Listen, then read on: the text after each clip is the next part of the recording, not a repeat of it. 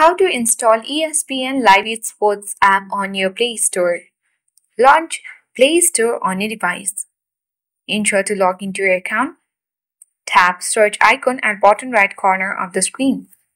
Tap search bar at top of the screen. Now search for ESPN. Tap on the search button on your keyboard and then you need to open ESPN application. Simply tap on install button and once the ESPN Sports Live application downloads and install on your device, you can easily use it. So basically it is a comprehensive sports platform designed to deliver up-to-date news, live scores, highlights and videos content related to a wide range of sports. So now it has already been installed and downloaded. Tap open button and easily use the app. That's it. Thank you for watching.